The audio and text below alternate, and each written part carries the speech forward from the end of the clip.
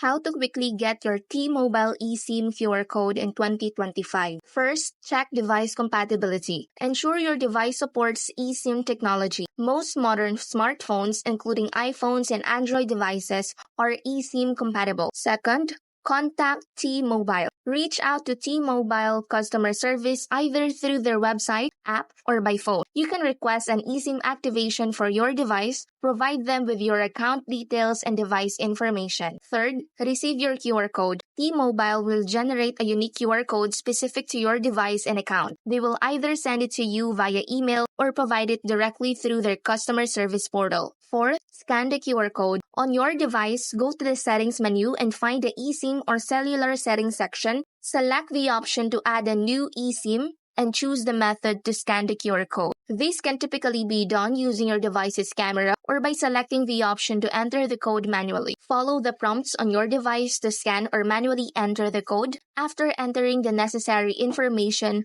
your device will start the activation process. This may take a few minutes. Once the activation is complete, you should see a notification confirming that your eSIM is now active.